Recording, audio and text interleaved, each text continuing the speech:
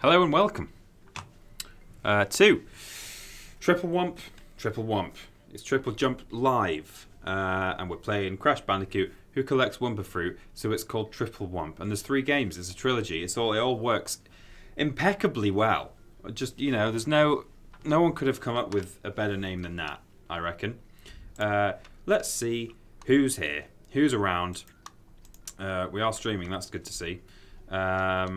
I've got away from I'm and derp. I'm and derp. I'm a derp. I'm and derp. RH Rose says I'm not late. You're late. You're actually correct. I'm 3 minutes late. I've been messing around with the settings and stuff for the stream, because if there's one thing I'd like to get right is we've got a little bit of audio bleed, because we play with a TV with the sound coming out of the speakers, which just goes into the microphone, but they're not synced up with the actual gameplay input that you guys are receiving straight from the console. So you've got 2 levels of sound playing the same sounds but slightly out of sync. Sounds kind of bad. Not fixed it for today, but I think going forward I think I know what I'm doing. So we'll have that nice and crisp and clear and lovely for you next time. Next time will be Ben Potter streaming tomorrow, Wednesday, 3 p.m. GMT. Hello everyone. Oh, look at all these. Hello to Veiling Owl, Lord Brotovich. Where's the mouse? Here it is. Goodness me, all these people. Yeah, the Team TripleJump mod there, also known as Ben Potter, says that you can go to TripleJ.mup/donate if you want to donate, which is always very much appreciated. If you donate $5 or more, a lovely text-to-speech robot lady will read your message to me, and I can't be held responsible for my reaction to just her dulcet tones in my ear. RH Rose says, I may have thrown a load of pegs into the dryer trying to get back to my computer on time. Oh, well. Yeah, something that I can't be held responsible for that. Look, we got pillows.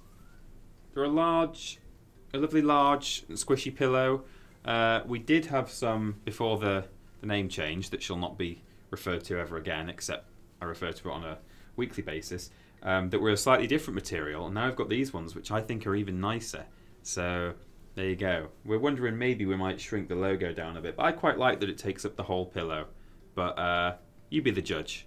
But you can get them at triplej.mup/shop. And there's all kinds of things on there. There's a swimsuit that people are actually buying, even though it was a joke. There is my tangle of wires. There's all kinds of things. There's t-shirts, and there's a Billy Ray print that you can get for your wall in various sizes, and a mug, a mooge. One of these mooges. Look how big they are. It's actually normal size, but obviously I'm a small. Did you get it? We've got Oh, as fresh as any beverage could be. Okie dokes. So. I hope you've all made a nice cup of tea, because this is perhaps the final installment of Crash for the foreseeable, not ever. Let me pull up the old gameplay here. Shoobity doops. There we go. So I'm hoping I might be able to finish Crash Warp today. Again, as I've been saying for the past couple of episodes of this Crash live stream, when I say finish, we're not going for 100% here. We just want to get through all the levels. We're just having a gentle, non-committal romp through a bit of Crash Bandicoot. But I think the plan is soon to have a PS2 down here that we can play, which would mean I can very easily capture my dear beloved Beyond Good and Evil that I'd love to actually share with the audience, rather than just constantly talk about without anyone knowing what the hell I'm talking about. Tried to do it on my first solo stream, but that was going to be emulated, and there were just all kinds of weird issues. So we're not emulating it. But yeah, I think we want to get a PS2 set up in here. It is available on PC, that game, and I do have it on Steam, but we're set up here for a console. You know, it's not. I don't want to have to create an entire new PC setup as well for the stream. That's a whole job. It's a whole load of wires and things. So yeah. If not, we'll play someone else. It's fine. Don't worry about it. So we're back in Crash Bandicoot. Crash walked. He's a time-travelling Bandicoot. He's not a fox. Even though he looks like one. I used to think he was a fox when I was a boy. Still am a boy. Oh no! I thought it was Neil and I was going to spin it, but it wasn't. It was a... Mine! Mine! We had a good time last time. A lovely lovely audience, as I'm sure you guys are going to be. And oh, we got a song as well. We had a song. Oh, I should have thought about that actually. I could have tried to possibly play it on the stream. I might be able to at the end, potentially. Should have started with it. I think we're hooked up that I can play like desktop sound, so as long as I find it on the computer in front of me and just play it, you guys will theoretically be able to. There he is. We'll be able to hear it. Not sure. You could work through the Hugo games from the beginning. Well, all 30 of them. Yeah, brilliant. Did you guys enjoy Agent Hugo? Worst games ever? That came out on Sunday on YouTube. But if you're a patron for... Ooh. I can't remember how much it is. Some dollars a month. Then you get Worst Games Ever early. So that comes out on Friday. To those who so generously help us keep the channel afloat. No pun intended. Oh dear. Oh. Side splitting.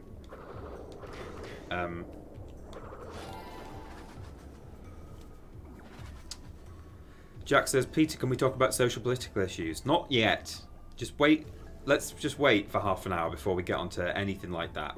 I'm also going to try and avoid saying anything about Star Wars this time because I had a big old rant towards the end of the previous stream, and then only after I sort of went back up to the office when the stream was done, I realised, hang on, didn't I do that in the first stream as well?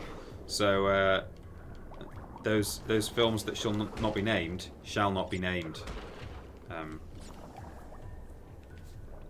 This is a whole thing. I mean, we're not going for gem boxes, but like you have to like go to the end of the level, hit a thing, and then that invisible box becomes a TNT, which when you tap it, blows up the other TNT, everything falls down, and you can get through there. But that means doing a whole load of backtracking once you get to the end. And I don't want to. I don't want to do it. So we're not going to. I need to zoom in on that chat actually because I'm blind as a bat. And I think it's true that bats aren't blind. It's just that their echolocation is so good, and they come out at night that, you know, they do most of their spatial awareness using echolocation. But bats aren't blind. They've got eyes. There's no point wasting biological material and resources on developing eyes if they're useless. So no creature would create eyes that like don't do anything. So here's that box that's now set off. So you know, like you look at like fish that live in caves where it's pitch black and there's no point having eyes, and they're blind, and they've either got no eyes at all or they've just got little like evolutionary remnants, you know? Bats aren't blind. I'm just saying. Hashtag just saying. Right, let's have some nice big chat. Okay, there we go.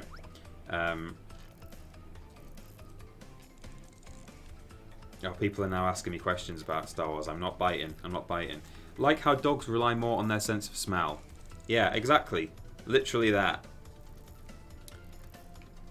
People are talking about Last Jedi. Stop it.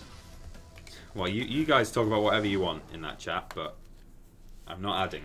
Oh, here he is. So, you pesky little rats aren't going to back off, eh? Just you continue to gather crystals and see what I do.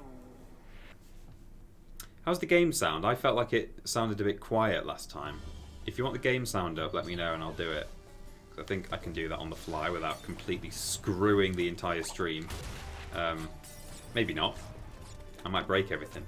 I might accidentally delete the entire YouTube channel and also Cultaholic. But I'll try not to. Game sound is good. It's fine. Okay. I thought it sounded quiet last time. I couldn't really hear anything that was being said in the cutscenes, but you're the boss! We're on a nighttime version now of the, as I said last time, it's a sort of undisclosed period of time in the kind of Middle East. Either that or I'm just ignorant. Maybe this is a really obvious, iconic period of Middle Eastern history and I should know, but I don't, so sue me. Sound is a bit low, one person says. A little low, it's good. Okay, well maybe when we get back to the warp room I'll just nudge it slightly for those of you who need that. But glad to know it's not a complete catastrophe and you can't hear a ruddy word that's being said. How is everyone? How's everyone doing? I kind of feel like I've not interacted with an audience for a long time, except it was just last Thursday when we did the second part of our Resident Evil 2 stream. How are we all doing? What's new? What's new on the other side of that screen? Other side of that camera? What's going on? Oh, hello? Hello? Excuse me. Thank you. The belly floops. That's what I wanted. Partying hard. Says MMA on point. Is that that's not the real MMA on point, is it? Who's that? Is that handsome Tom Ransom or equally handsome Jason Hartley? I'm not paying attention to these boxes that break after a certain number because I want to know whether there's a handsome award-winning director Tom Ransom or handsome award-winning American Jason Hartley watching. It's Jason, much less so. How's it going, Jason? Oh, people asking how I am. It's very nice. Oh, weather is great. The weather is great. I'm doing good, thank you. I'm doing very good.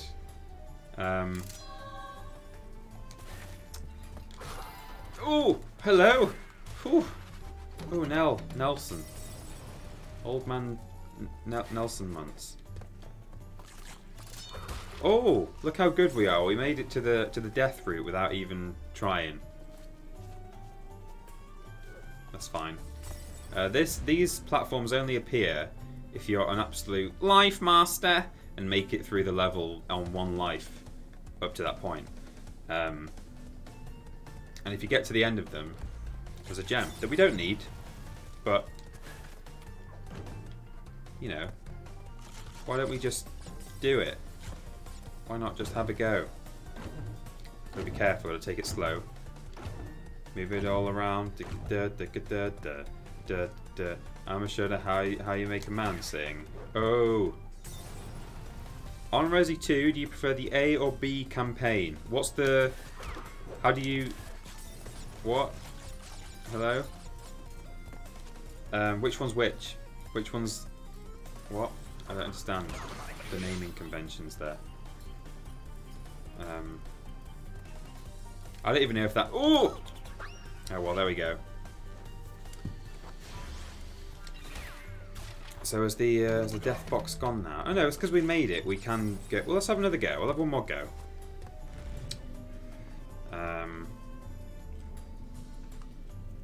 Yeah, the weather is good. Weather's nice. It's the warmest February since records began in the UK right now. Which is good, because one of the worst things about February is it's always just so miserable. It's like, it's cold, but it's slightly milder, so that you don't get like sort of nice frosty. Well, sometimes you do actually. Sometimes February is when the snow arrives, but you know, it's not pretty. It's not a pretty time of the year. At least in autumn, on the other side of Christmas, you get like, you know, nice leaves. You get leaves and things. No leaves in February. They're all gone. Oh no. Okay. Sprout Stuff says, no, warm in February is not a good. What do you mean? Why not? Oh, there we go. We got the pink gem. That's fun.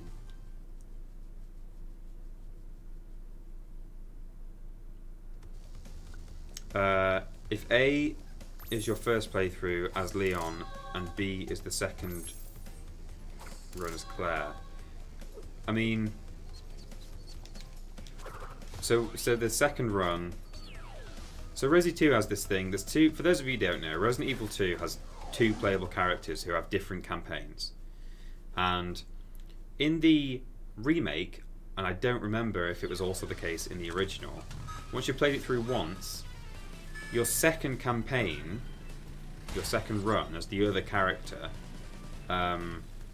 is slightly trimmed down, just so you're not kind of, partly so you're not repeating like boring narrative moments that you've already done.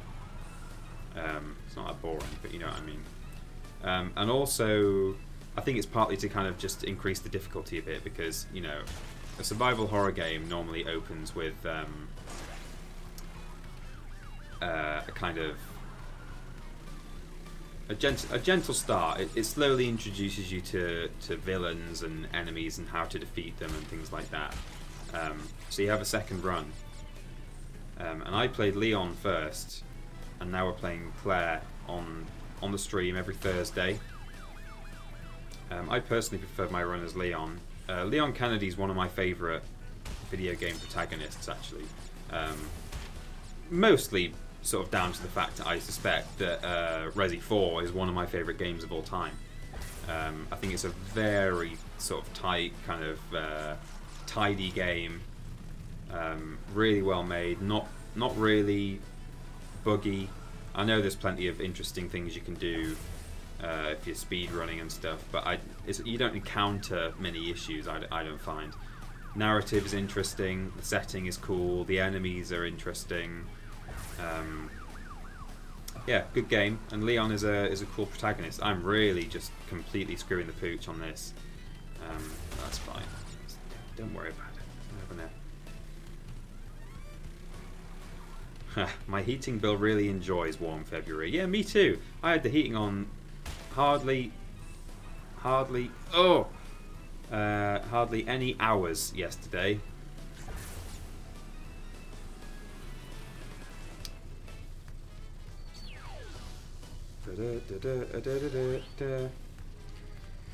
Tom Price says, I prefer Claire's campaign to Leon's, more variety in her guns.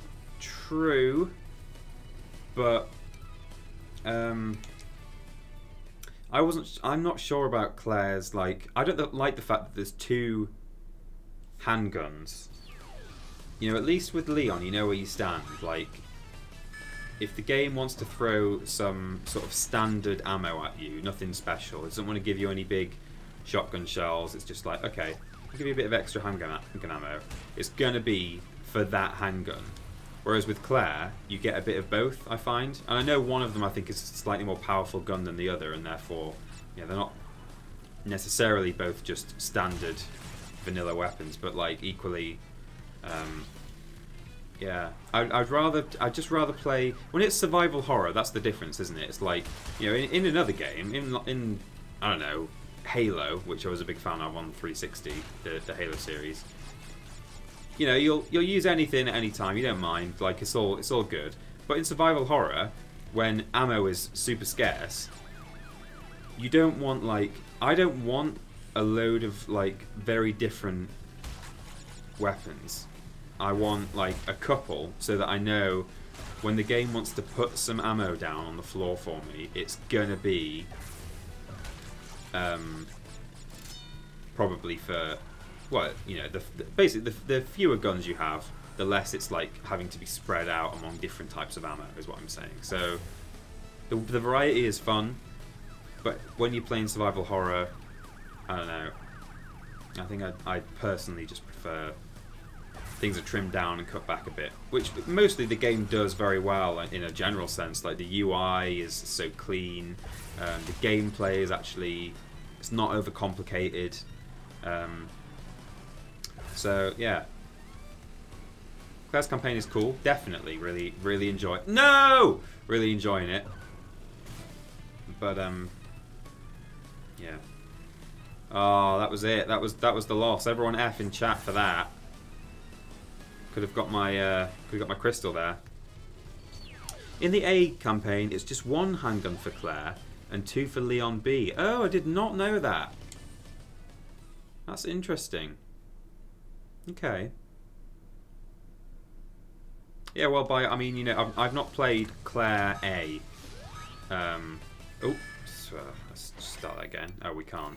Okay, well, now we're going to have to, because I didn't even accelerate off the... dear me. It's going well. It's going really well. You blew it. The racing levels are such a pain in the bum. You know, I don't mind them, but this one's a bit... It's just very windy, isn't it? We could always go off-piste by it. Should we do secret level? Let's do the secret level. I'm going to blow everyone's mind right now. Perhaps less so in this version of the game, because in the remake they decided to make it a lot more obvious that there's a secret level to be found in this one. Back in the original Crash Warp, this was not really obvious at all. You would just only notice it if... But you see this bird on the barrier? Flies away, you're like, oh, what's going on? He smashed into this thing. And if we do the same... Now we're off to... whatever it's called. This level. Hot Cocoa. Here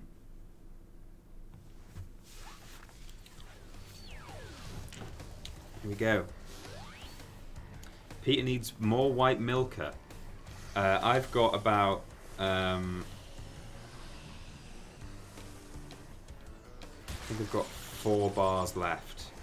And considering at one point I had like 16.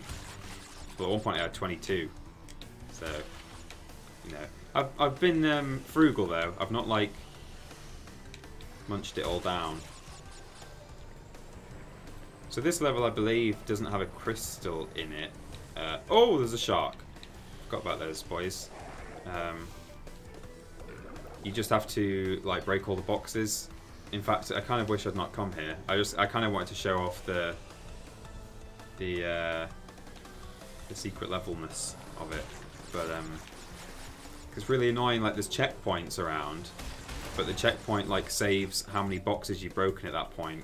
I don't think you can even leave this level until you've broken all the boxes. Or maybe you can. There might be a... I don't know. Anyway, you've seen it. I don't know. Yeah. Really interesting. Really just putting out a great stream here. Yeah, you do just have to delicately inch your way around. Emily Lemon says it used to take about half an hour for her to do it. Yeah, you're right.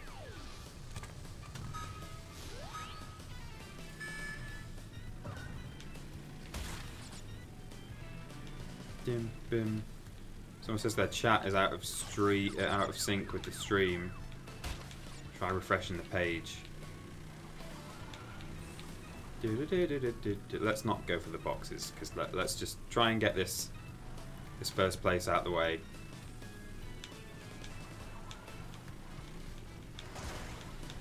And move on to something more interesting.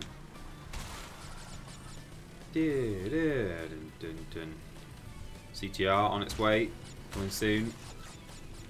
I think we've talked about that in the past in previous streams, but you know, kind of makes you think of it, doesn't it, when you're playing as Crash, driving along a road in a race.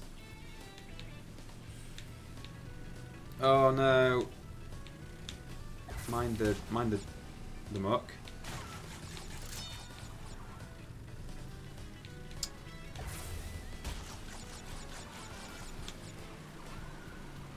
Oh! Break.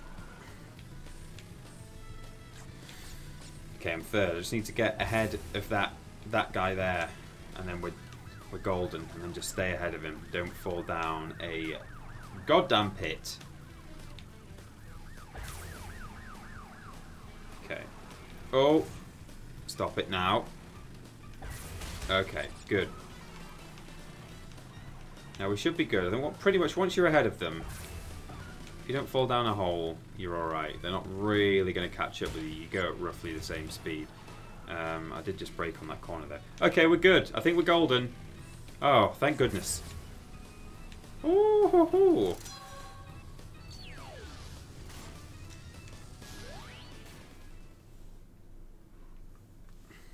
The secret level is giving me PTSD. Someone says. What do you think of the UK... Okay. Yeah, okay, we're on to the controversial topics now. Someone was asking me that the other day. There's this whole thing going on in the UK right now where, like, a lady who went off to join ISIS now wants to come back to the country because she's had a child and she's worried about it being killed, and she's now been stripped of her citizenship. I don't think I'm gonna comment on that. I do have an opinion.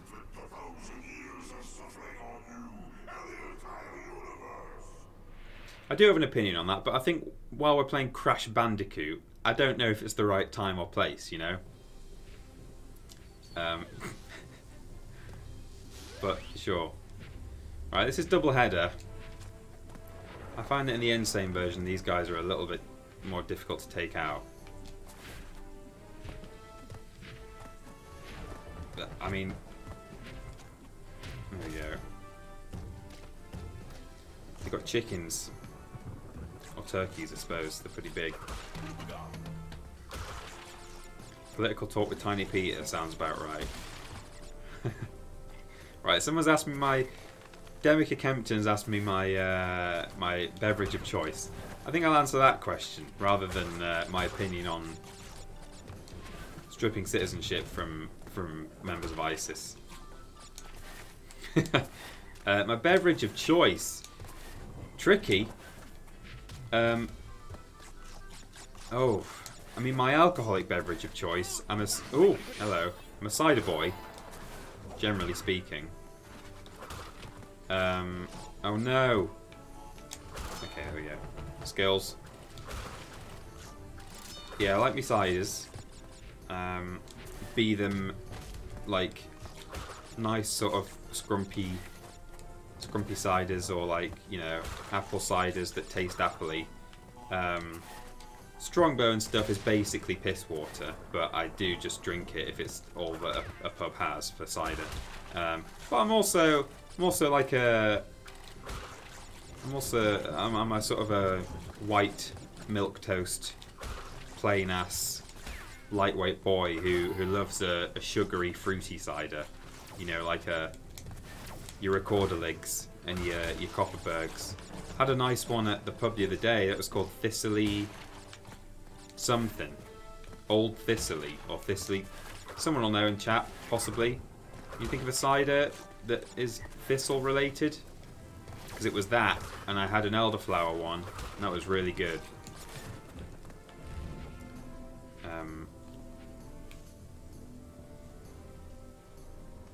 Kevin Gamera says, never realised the two-headed guys were holding a chicken. I think in Crash Warped on PS1, I don't know if they were clearly holding chickens. I think they just looked like clubs back then. But you could say the same for... Who was it who's been... Something has been remastered recently where they made... Oh yeah, in Spyro, some of the Norks in Spyro 1 who... Oh no, I shouldn't have done that. Oh, shoots. Okay. They hold clubs, but that could have been chicken legs possibly, and I never thought about it that they might be chicken legs, and they made them chicken legs in Reignited, but I don't know. Thistly Cross, thank you. That's the one, Thistly Cross. Really enjoyed the elderflower Thistly Cross. My girlfriend had a strawberry one that she liked. I didn't try it actually. I should have had a sip of hers, given that I paid for it. And I think Ben had one as well later on, because Ben was there.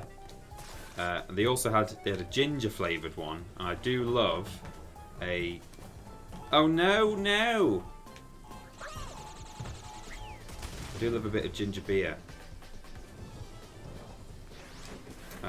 But my soft beverage of choice, I'm not much of a fizzy drinks boy. I didn't really used to like fizzy drinks as a kid. Didn't like the sensation. I was like, why would you pay to have this in your drink? It's weird. I still don't really understand carbonated beverages. Like, I don't know why you would choose to have it fizzy. It's fine, but like, why go to the effort of injecting bubbles into it? Because it just seems a bit strange thing to do. So my... Oh, can I skid jump in time without like... Oh, okay, well... Right, well hello? Hello? Something just disconnected. Oh, do you want to restart to install Windows? Let's not restart now. Let's pick a time. Let's pick the 28th of February. Yeah, okay. Thank you. Let's maybe not restart the computer midstream. That would be good. That would be good. Fizzy drinks are like the spicy food of water. I mean, that's true. Yeah, I agree.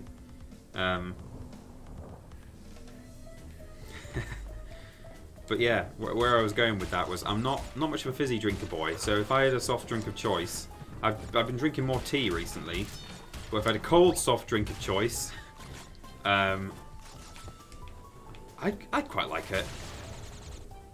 Screw this. I'm only trying to get across and not set up the TNTs, which is doable. I think you just double jump. I can't not have a go. I think you just do a double jump or a triple jump over the top of it. But yeah, I quite just like it. A good brand orange juice, fresh orange juice. Really bad for your teeth, like relatively speaking. But then so is fizzy drinks. So, and there's also a lot of sugar in orange juice, but there's also a lot of sugar in fizzy drinks. So it's all equally bad for you. Don't worry about it. Just drink water if you're that bothered. But I'm not. Right. I think I can just. Why is he not double? I literally pressed double jump that time. Okay. Well. Let's not worry our pretty little heads over it.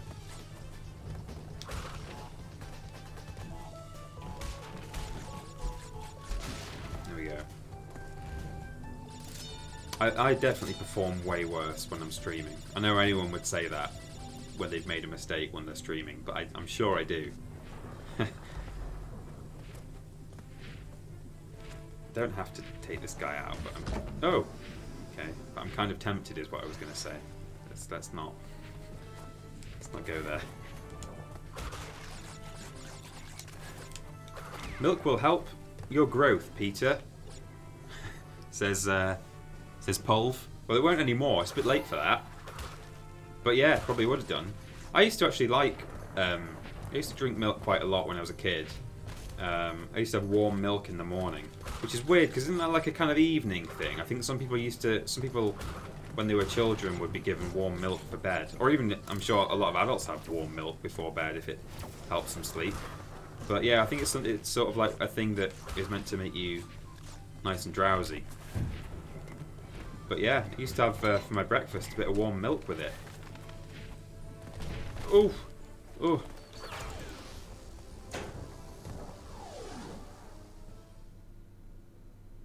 Jake Levis, seems those ciders I sent you way back when went down a treat then.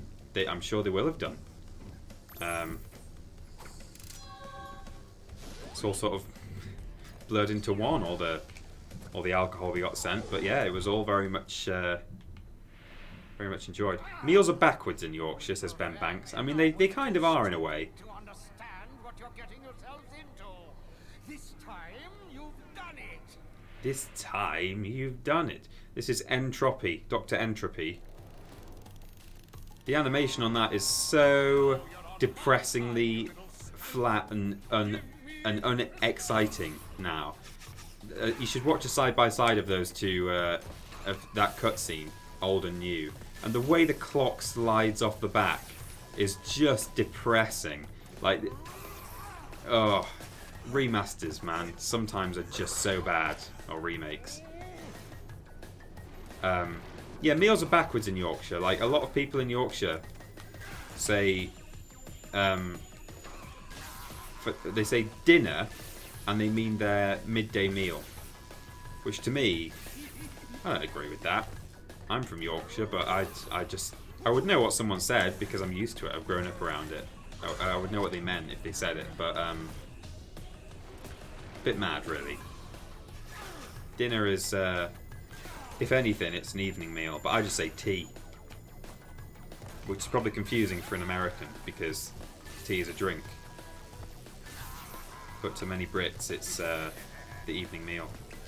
I know some people, well, I think we've talked about this before on a video or a podcast or something, but I know some people who say supper for literally like their proper evening meal. Like, to me, supper, if I mean, I don't have supper, but if I did, it's like, you know, you've had your evening meal, and then a few hours later, maybe at like 8 PM, you might have a little bit of like some cheese and biscuits or something for your supper, or like, you know, I don't know what, your warm milk that we were talking about. You might have that with like a biscuit for supper.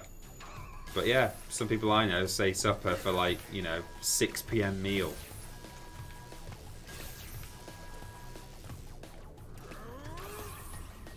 I'm from Yorkshire and it's lunch and tea for me, says someone whose name I can't now check because, oh, there we go, because that was a bit of a scary moment.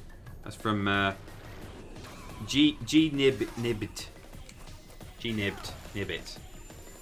Yeah, I'm with you there. Lunch and tea.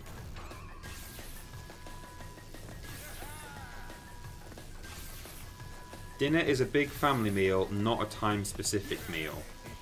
To be fair, I would say roast dinner. Jesus! This is I've never seen this arrangement before. Oh, got him. Okay.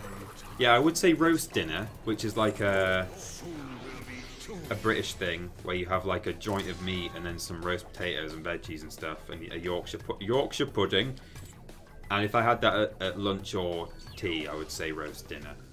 But yeah. Anyway, that's it. We've put meal names to rights. We defeated Dr. Entropy, and now we have unlocked. Oh, hello. You insignificant morons! By defeating Entropy, you have placed us all in grave danger. Crash, Coco, you must realize that this time twister machine is very delicate. Without Dr. Entropy's constant care and control, who knows what it will do? Oh, goodness me. We've defeated... That's it. That's the time twister. It's about to blow up. We've defeated Dr. Entropy, who was taking care of the time twister machine. And now, because we've done that, we may have really done a big old plops on the floor. The proverbial plops. Pseudocube says coot scooting sounds rude. It does. Sounds real rude. Oh yeah, that's right. I know there's 4 boxes back there. Don't worry about it. That's a mighty long pit, isn't it? We're never going to get across there. Or are we? Yeah, boy. So we've unlocked the super whirlwind spinny magic jobbers. I think that's what it's called. I'm not going to grab that. Or am I? Yeah. No? Isn't there a... Oh, I thought you got a gem for going that way, but apparently not. But that's okay. In that case, I have to turn around and go back. Oh, oh no. Oh, game sounds a bit on the low side. Yeah, I did say I would turn it up. Let me just do that now, because I agree, you know? I think the game sound is a bit low.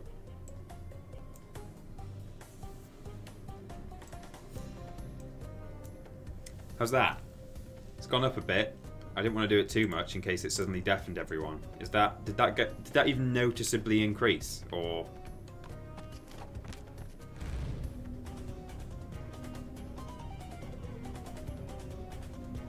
Phone's going off, getting messages from upstairs.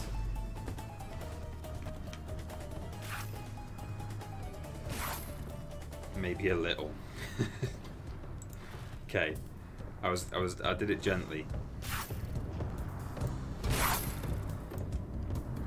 Here we go.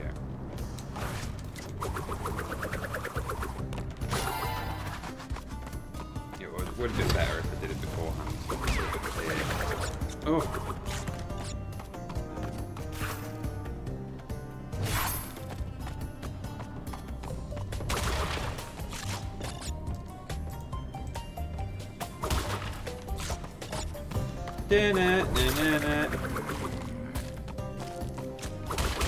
The reason I'm backtracking is to get these boxes, which we don't need, but sometimes it's nice to get yourself a little treat. Of course, it might turn out that the further I go into this level, I'll realise, oh wait, hang on, I can't complete this 100% anyway because I need to do whatever other prerequisite. We'll see.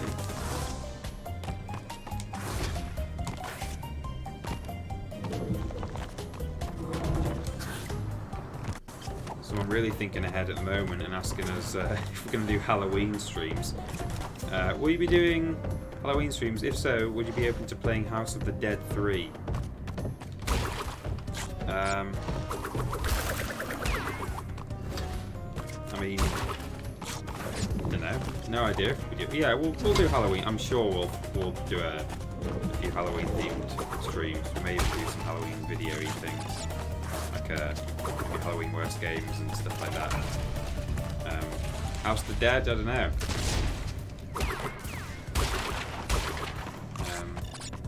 Possibly.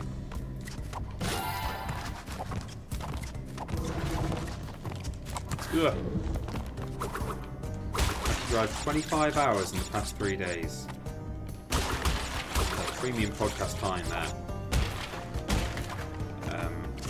It's been fun for us to do a gaming podcast. Oh! The TripleJump podcast has been a lot of fun. It's a bit different. You know, it's nice to be able to. Yeah, see, I'm not even going to be able to get 100% right now because there's a blue gem that I'm missing. But we'll take it somewhere special once I've got it. Yeah, it's nice. It's nice to do some video game chat. Still get to do some. You know, it's still. I was worried that it might be a bit straight-laced, a bit dry at times for people who aren't actually like super interested in the video games industry and the news that's going on and stuff like that. But you know, it's quite nice to. We've got a segment called Weird News for those of you who don't know, and that's a lot of fun talking about just the whatever strange thing has been going on in the video games industry, you know, that week. Stuff like, I mean, a good example that I'm sure we would have covered if it had happened, you know, since TripleJump started, is that there was this story going around. I think it was I always forget if it was at Gamescom or EGX. Hang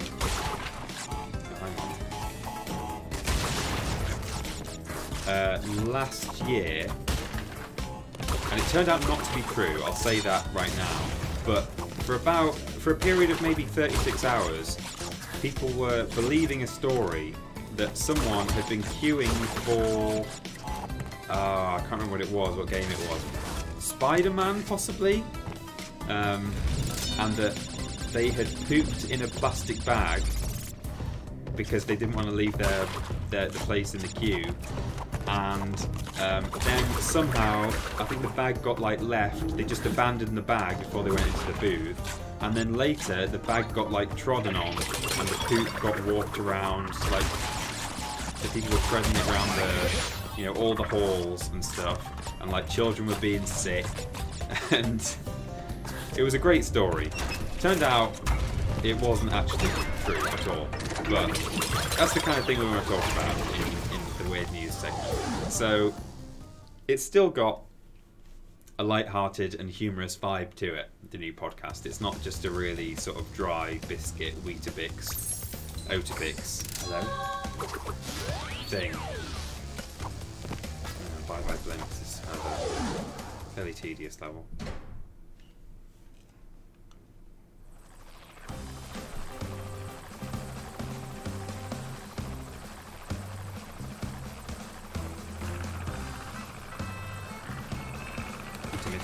Yeah, I'm not going for crates all the time.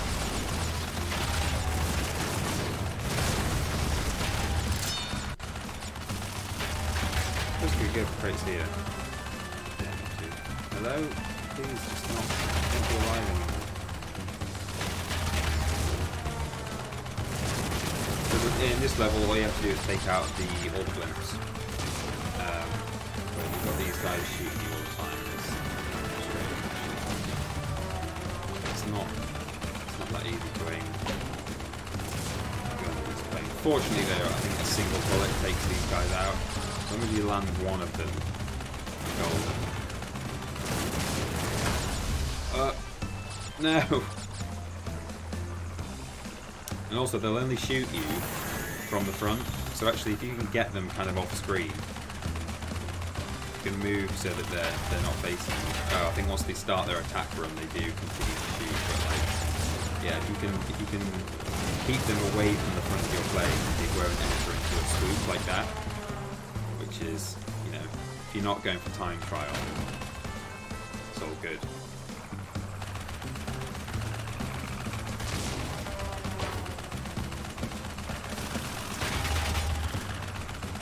Steady now.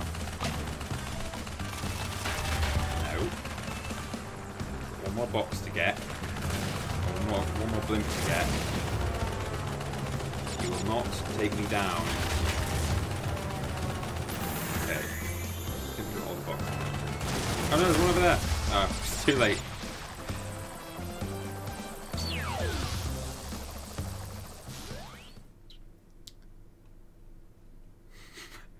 I wondered if people would say, "What's that?" then in the chat when I said, "Okay, yeah, okay, thanks everyone." What's that then?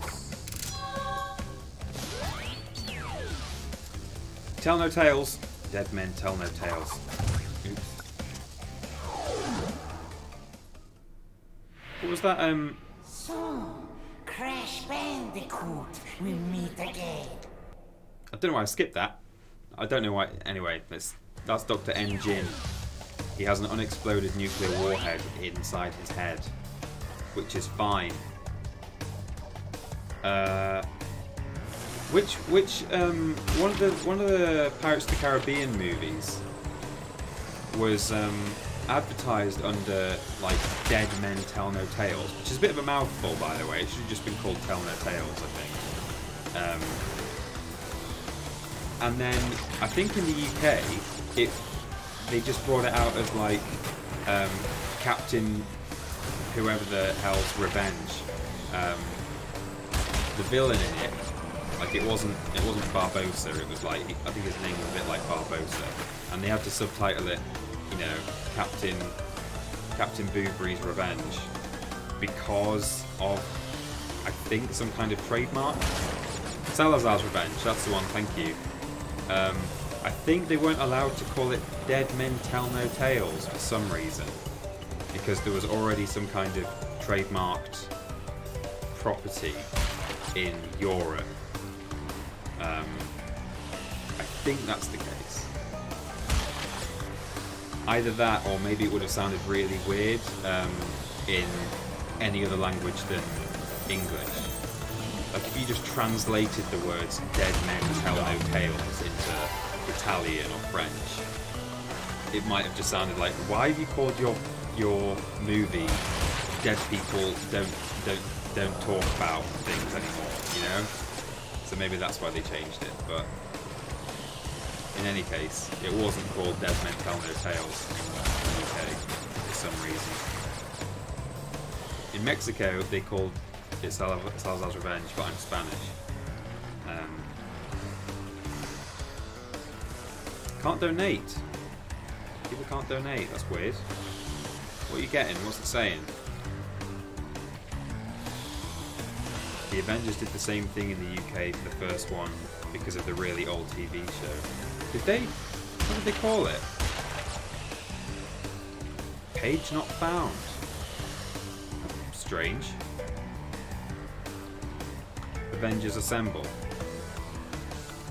Oh, as opposed to the Avengers, were they allowed to call it Avengers Assemble?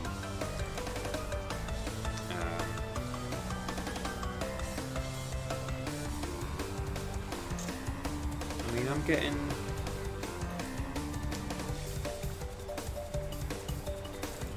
Just seeing we're having issues with the donation page, which would be a shame.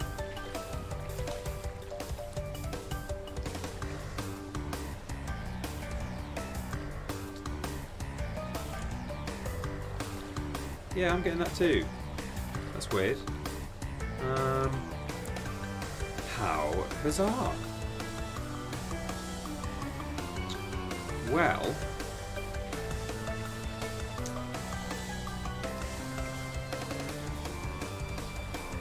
let's call Ben Potter. Call Ben Potter. Calling Ben Potter.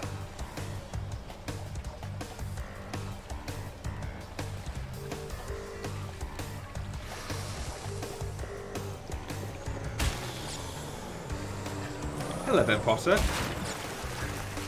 No, Ben Potter.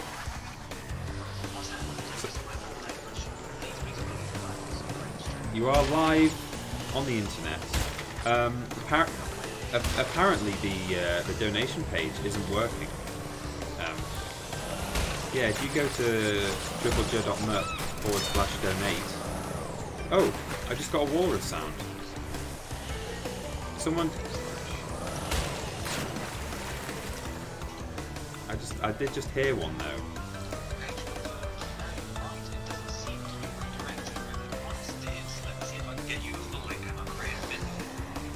Oh, lovely. Yeah, a guy called. Oh, okay.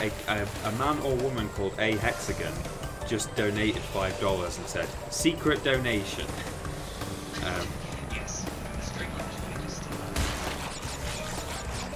Right.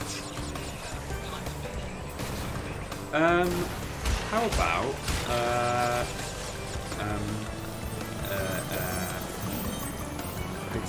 don't know. Oh, that's so much pressure. I can't do it. Money Peter. Yeah, okay.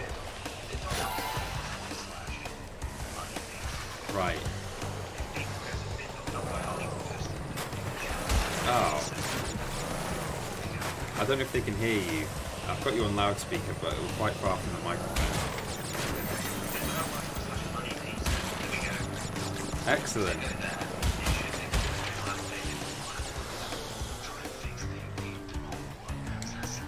Okay, that sounds good. Sounds good. Thank you very much. Okay, bye. Bye. You may not have heard any of that, but there you go. We've got a bit.ly link now. You can go to bit.ly/moneypeter. Apparently, it's just a problem with the redirect or something. I think we used to have a link that would send you to our donation page on Streamlabs, and for some reason, it's not working anymore. Don't worry about it. Crisis averted. Thank you, A Hexagon, for your secret donation of $5. Very kind of you. I'll go and buy some thistly drink with that, or you know, I'll spend it on keeping the channel afloat, one or the other. We're in the future now. Look at this. Doesn't it look nice? Especially in modern generation cartoony graphics. Mute. Thank you, Ben Potter, for helping avert the crisis. Now I can earn money. It's going to be 4:20 in 20 minutes time. So if anyone wants to donate $69, then I will have consensual intercourse with you, upside down. Except I might not. I don't want to be done for false advertising there, misrepresentation. I cannot confirm that I will 69 you, but I will 69 you. So, you know, it's up to you. Apart from Crash, Spyro, Resi Evil, etc., what other games are you hoping to get remade? Well,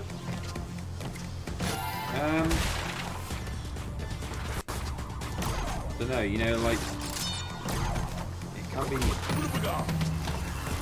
I'm looking to actually sort of drop all of those in one, because there are a few that I would answer that question with. But actually, that's a list that I've written. I've written that as a script for this video. What was that? Which I'm not sure when I'm gonna record and edit that one. Like, it might be worth. I'm kind of thinking that we might put it out maybe around the time that TR comes out, something like that. But on the other hand, no time like the present. Maybe I'll do it soon. But if you stick with the channel, you'll have answers to that question eventually, just not immediately. Although I'll give you one. I don't know, like maybe. Oh, there's loads. I'd love to see like Tomb 2 remade. That was a lot of fun, that game. Dino Crisis. There's loads. There's plenty. Hogs of War people are saying, yeah, I mean, you know, you say Rick Mail for the win. That's exactly the issue. So Hogs of War, I don't remember if I included it in the video that is not yet made, where I talk about games that should be released, because Hogs of War is totally like one that I would love to play. I mean, that if any game needs a facelift as well, that is one. Like Crash and Spyro both still look okay in their own way. Like, if you allow for the time, they look pretty good now. Like, it stands up. But Hogs of War never really looked good on console. Looked alright on PC. I played on PC as well, and it looked fine. But, you know, that's the kind of game that would really, really benefit from a full remaster or a remake. On the other hand, it's a game that was completely carried by its voice acting. Mostly Rick Mail. It was also voiced by a guy called Mark Silk.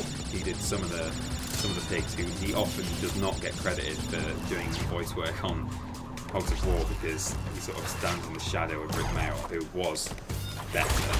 But hello.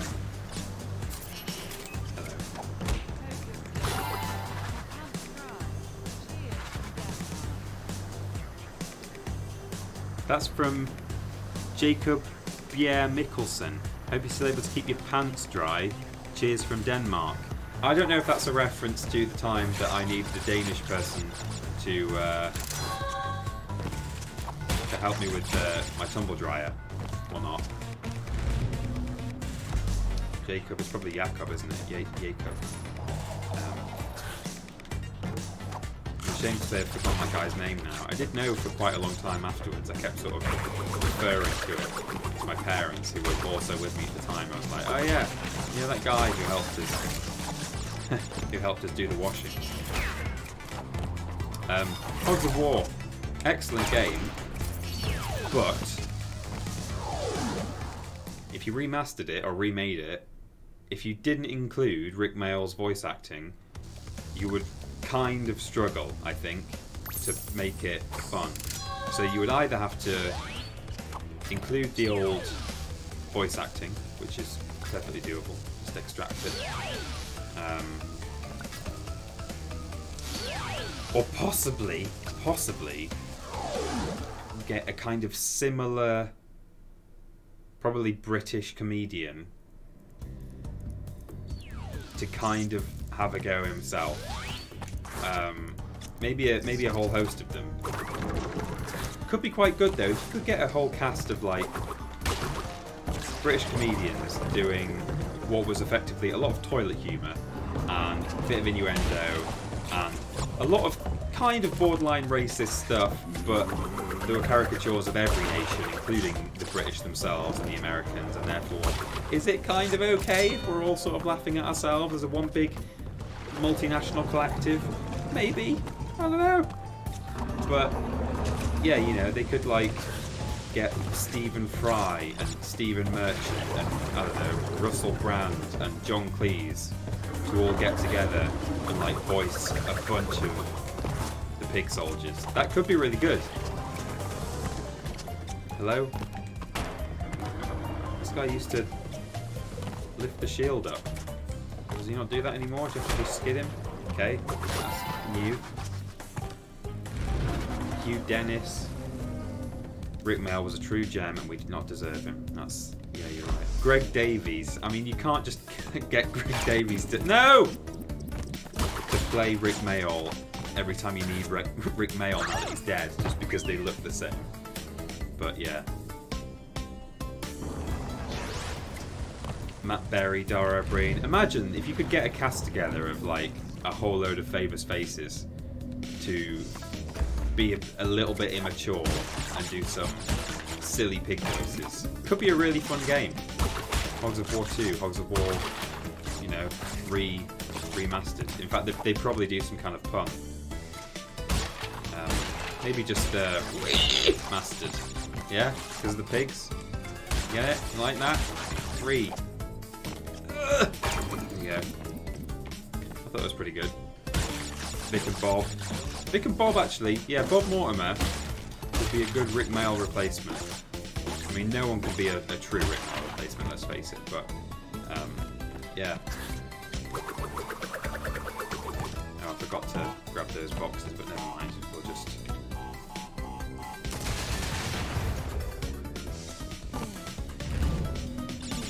So, Rick Mail, Hogs of War was made by Infogrames. So, ah. Keep up the good work, by the way, are you guys going to get different? What a generous donation. Thank you, Bakaru. Very kind. I hope I pronounced that right. You and your girlfriend, very generous of you. Really appreciate it. Are we going to get different multicolours? I don't think necessarily we're going to get different multicolours. We do quite like the way the logo looks on white, like with the cushions. But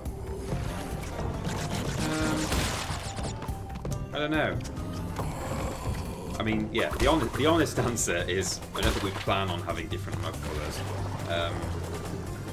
There are different t-shirt colours, definitely. I didn't really necessarily know that people have strong opinions on colours of mugs, but I suppose it leaves a more obvious mark of tea and coffee if you leave a little... Oops, hang on, let's get those guys now. Leave a little dribble left of your tea overnight by accident. It's going to leave a more obvious mark on your white mug, isn't it? But no, to be brutally honest, we do not have plans to do that. Oh, I'm on a death run. That's good. Yeah, if you die on a bonus stage, it doesn't affect your... You don't lose a life, basically. So a death run like this still is there when you arrive. This level's called Tomb Wader, by the way, which is pretty funny.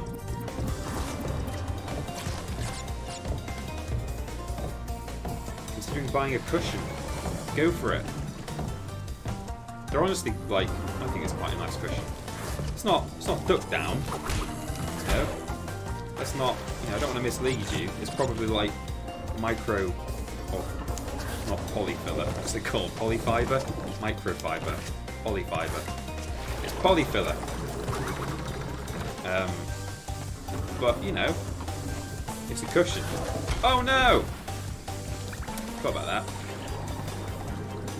My dad used to work at the Savoy Hotel in London in the 80s. He met many a celeb, including Rick. That's lovely. That's a good story. Well, it's a good it's a good person to have met for your dad. My dad works.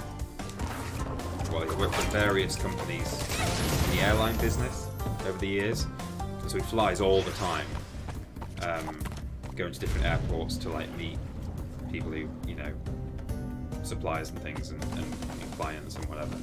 And so he's met a fair few celebrities on flights, just because, you know, that's how these things work. The more that you do any one thing, the more likely you are to meet a celebrity doing that thing, I suppose. He sat next to Steve Coogan on a plane for some hours, and I don't think he clocked that it was him until he got off the plane at the end, and then someone might have even said to him, "You do realise you were sat next to Steve Coogan there?"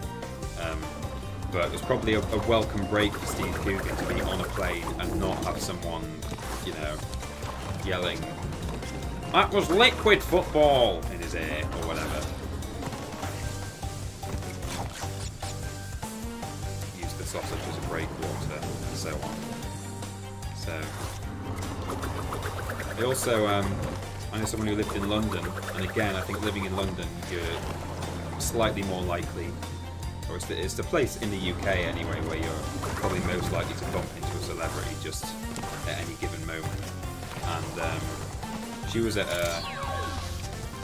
a bookshop, sort of standing in the middle of the bookshop, and there was it was kind of a crowd gathering, and this bloke tapped her on the shoulder, and she turned around and it was Gordon Ramsay, and he said to her, "Are you here for the book signing?" And she said, "What? No." And he said, "Well, get out the effing way then." Only he said the actual word that we're not allowed to say on TripleJump. And, you know, that's a little bit... We didn't get the crystal, by the way, because we went on the death route. But that, you might think like, okay, it's not very nice. But on the other hand, if you're going to meet Gordon Ramsay off of the show called The F Word and Hell's Kitchen, where he tells people that tastes like effing duck bollocks, then you probably want him to say the F word to you. So, an all-round great Gordon Ramsay experience there.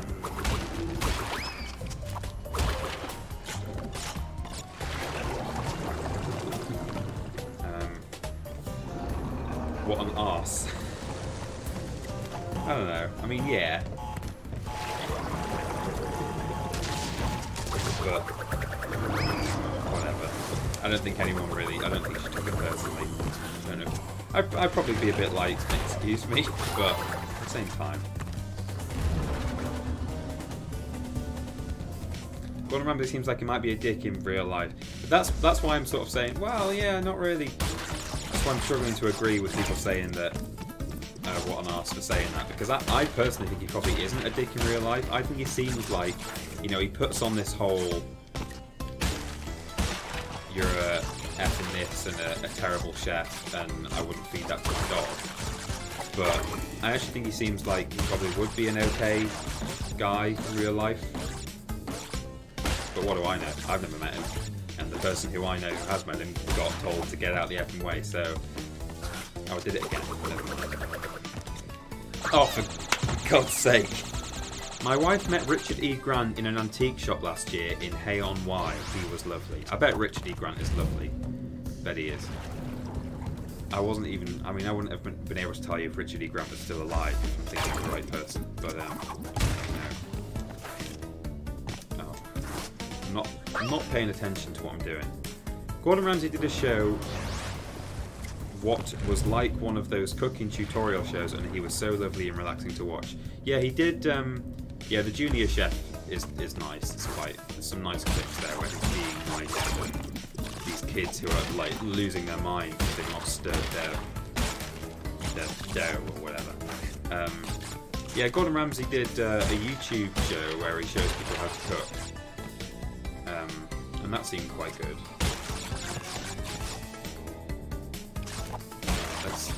Let's get this live this time.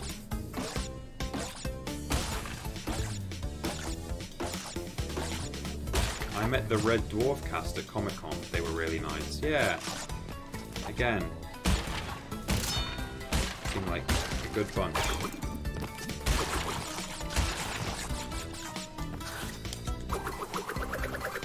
Quite like Craig Charles's radio show on Radio 2. I'm not really like a big radio person.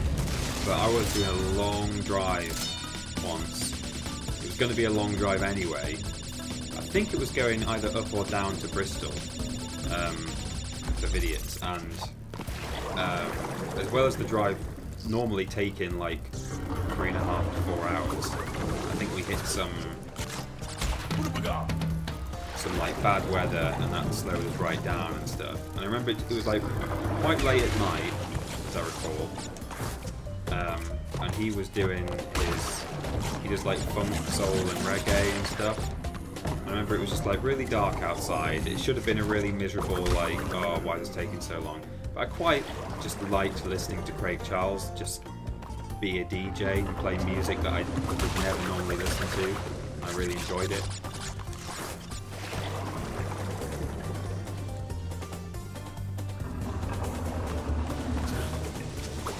Tony Robinson noticed me, Senpai, on Twitter. He did a show where there were 2 series. It's on 4OD. Again, it's something I talked about before, but I sort of don't mind repeating myself. It's a new venture. Did a show called Britain's Ancient Tracks, or Trackways, where him being not only a bit of a historian or a history buff, not a historian is he? He's like an actor who did some history shows like 90, but being a history buff and also a keen walker, he walks like some of the oldest roads in Britain, like well, like some of them are like a lot of them are pre-Roman, and as he walks them, and they're like dozens of miles, these journeys over several days. And he just stops along the way at all these different places and like examines the history and stuff. That was really nice. I tweeted just saying, Tony Robinson, what a great show that show is. And he retweeted me and liked it. And I was like, oh, Tony, you've made my day. It's like if my granddad had Twitter, which he doesn't, just, you know, giving me a bit of grandfatherly. You know, he's one of the nation's grandfathers, isn't he, Tony Robinson? That was nice. I'm trying to think if I've actually met any celebrities though. I'm sure I have. Mr. Peter, could your voice be louder than the game? Did I turn it up too much? I'll turn it down again. Turn it down.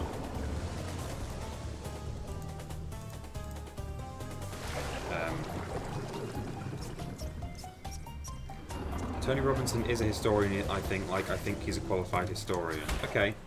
I did sort of, as I was saying that, I was like, well, he's not a historian, is he? He's an actor. I did kind of think, actually, hang on a minute, he might be a historian. He may well have, like, done a degree at Oxbridge in history, which, thinking about it, I wouldn't be at all surprised if he did do that, so. Peter replying to me on Twitter was my closest thing to a celebrity. Well, that's... I don't know what to think about that, because I don't consider myself a celebrity, but it's very nice that you enjoyed getting a reply from me on Twitter. I try and reply to people where possible. Sort of depends on what they say, to be honest. But yeah. DM wise, I think I'm the only... I know that I know Ben doesn't have his DMs open, and I don't know if... Oh no! Whew, okay, we're good.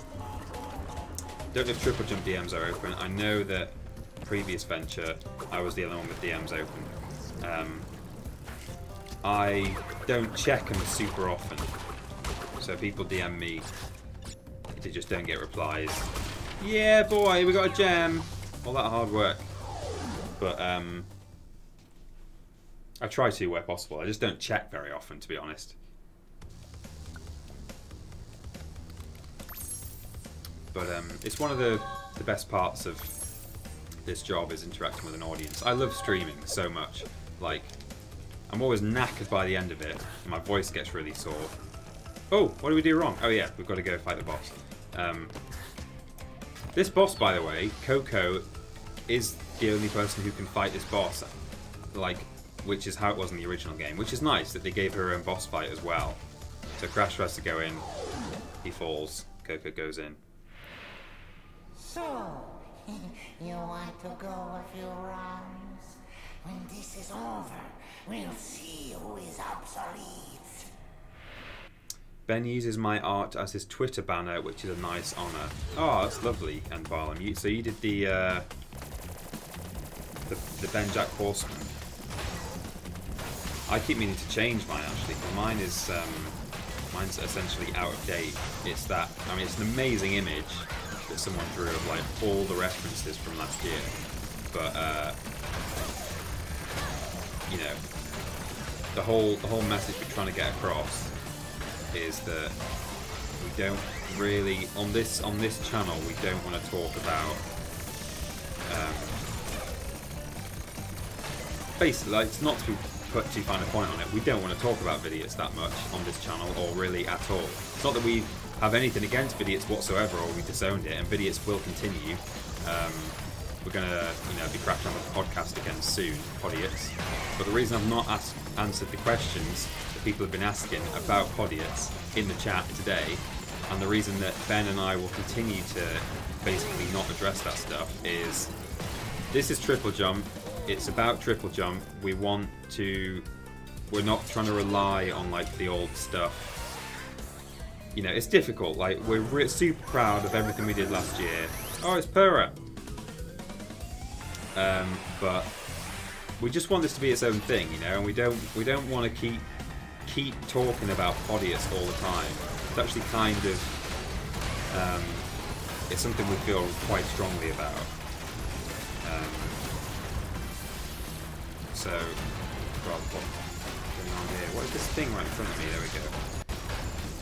So, I don't remember how I got on talking about podiots anymore, but oh yeah, that's right, Ben Jack Horseman. Yeah, at the moment I've got a vidiots, old vidiots art still in my Twitter banner, so I need to change it to something else. But yeah, we love what we did at vidiots. It will continue. Podiots will be back soon. But when people ask us about it, we're essentially just not going to answer those questions or address them, because we feel like it can kind of retract from the point of what we're doing here. We don't, because the other thing is, people are always going to ask those questions forever and ever and ever. Like, you know, if I'm here now being very frank, saying like, this is how we feel about talking about vidiots on TripleJump. It's something we don't want to do. I'm telling the people who happen to be listening right now, but you know, next time I stream, there's going to be between dozens and like 100 people there who, I don't know what the numbers are like on these streams actually, but you know, there's going to be people there who don't know that I've said this, likewise in the comment section of videos, and it just means that we'll forever have to answer the question, podiots is coming, we don't want to talk about vidiots, we're not going to be doing all this stuff from last year on this new channel because it's its own thing, we want it to stand on its own, we don't want to talk about it. We don't want to talk about it on this channel, that's the thing, that's the difference, you know. We're happy to talk about it, we're really proud of what we did, but yeah, that's how, yeah, no, thank you. 120 people watching, I checked that, but yeah. So we've mentioned that in the past already, once or twice, that's kind of how we feel about it, but I noticed we had some questions about podiots earlier, and I didn't want to address them for those reasons, and I don't mind saying it once or twice more just to try and drive the message home a bit, but likewise, if any of you see people asking us questions about vidiot stuff in the chat, or indeed if anyone has a question about it, it's fine to have questions. Literally, the point is that those people or you need to be directed towards @VidiotsOfficial on Twitter. That's an outlet there where you can go and ask about when's podiots coming around, you know, any other question you might have. What's Mikey doing now? People are constantly asking that question, even though it's been addressed by Michael on Twitter, by us on Twitter. You know, these things, they're going to be asked continually. It's not going to stop, and we accept that. We know that that's how the internet works. People can't be present for every video. People don't. Oh yeah, we got the bazooka now. But yeah, that's how we feel about it. And if you have a question, or indeed if you see anyone asking such a question regarding Vidiots, the best thing to do is to point them towards Vidiots Twitter, because that's where it belongs, really. It doesn't belong here.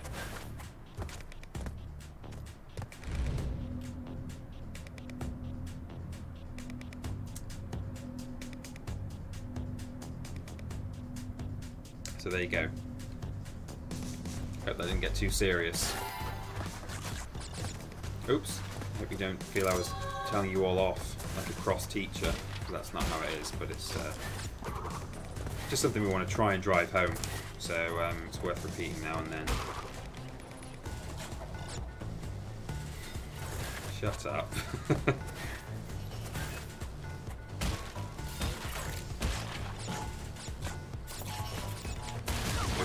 Doing. Jeez. Yeah, we got a bazooka now. It shoots one for fruit. Apparently, that's the thing that is now happening. It's not inverted, and I think it used to be, which is really confusing. I normally don't play anything inverted, but when you've got muscle memory from a PS1 game that didn't have the option to change it from inverted to non-inverted, I'm going to try and use it inverted. So.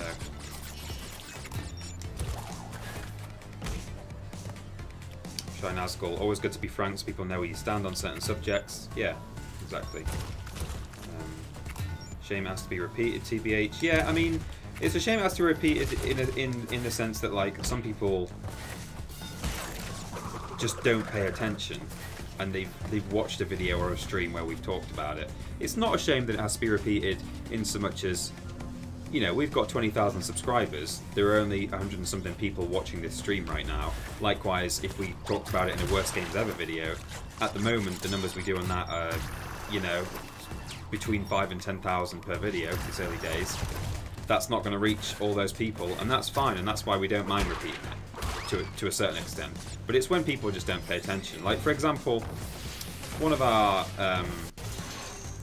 Patreon rewards is that if you donate, I think anything, I think every tier has access to asking questions for the new podcast, the TripleJump podcast. And in the post that goes out that says, hey, if you want to ask a question on TripleJump podcast, post it here. And just a couple of rules. It's a video game podcast, so we want you asking video game questions. That's what it's about. It's a video game podcast where we talk about video games. And that's made pretty clear in the sort of the question rules or guidelines on the post. People immediately just asking questions like, I don't know, what would you do if, you know, you had to fight, you know, would you rather fight 100 duck-sized horses or one horse-sized duck? Just stuff like that. You know, that's where it's frustrating, when either, you know, it's annoying that things have to be repeated, or it's annoying that you say something and then it falls on deaf ears, you know? People just don't listen to stuff, people on the internet. And I'm sure most of you do. It's the people who are very active in the community who tend to be the ones who do pay attention and do, like, they know the score. So I imagine that most, if not all, of the 100 and something viewers right now, you're probably the good guys. But it's the way it works. When you've got an audience of internet users, people are going to be like that. And it's part and parcel of the job, and the, you know, it all comes with it. You have to be prepared for people being kind of stupid sometimes. So we don't mind repeating stuff in terms of just trying to hit as many people as possible by covering it in streams and lists, and, you know, which all have different audiences. Worst Games Ever, you're going to reach different subsections of your audience by doing that, repeating things that way. But having to repeat things because people just hear it but don't listen, or don't care, or they think it just doesn't apply to them for some reason, you know, stuff like that. Oh, it's good to do Peter's old monthly rant about his own audience, right? I've been known to do that in the past. But like I say, you know, invariably, like, if any creator is having a moan about the state of their own audience, it probably doesn't it probably doesn't apply to you personally, that person at home right now, watching me right now, or not at home, wherever you are. It probably applies to, it's normally a vocal minority. So I don't mind being a bit frank and saying sometimes our audience is stupid, because chances are it doesn't apply to you, so hopefully you're not offended by it. In fact, you've probably seen idiot people doing idiot things in our comment section. So I'm good with saying it. I'm happy. You know, if Ben was here right now, he might be censoring me. He might not. Oh, are we going to do it? Are we going to overtake this guy at the last minute? No! We just missed it. It's good. Never mind.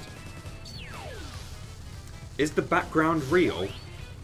What, this? Yeah, it's all real. Look, we've got a GameCube, we've got a Spyro, we've got a PlayStation. It's all here. Tom says the idiots are always the loudest. You're absolutely right. Hello, hello, I will lie awake. Nice to see you. Views dropped down to 0. Yeah. Oh, look at the texture on that tarmac. That's nice detail there. It's all cracked. Oh! So we've got... Oh dear. We've got 4 levels left after this, and we've got half an hour left to get it done. So I think we will. And then what we can do, hopefully if we've got time, is play Future Tense, which is, as I mentioned in the last stream, it is a level, it was DLC, a level designed by Vicarious Visions themselves. They're the ones who developed this version of the game, this remaster. And if you think about it, it's the only level at all that the developers of this game actually made themselves or designed themselves, because all the others, of course, were designed by Naughty Dog many years ago. I'm not going to win this race, am I? So it's kind of funny that, really, that they've put together 30 levels in Crash Warped, and then a whole bunch of others on top of that. But actually, that's the only one that they themselves designed.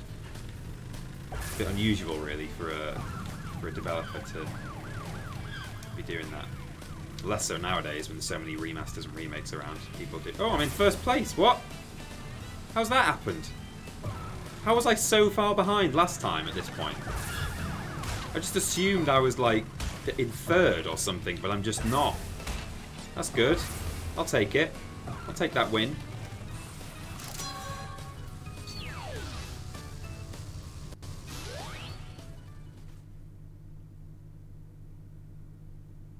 Why the F word such a no-go on TripleJump, says PseudoCube. Swear words.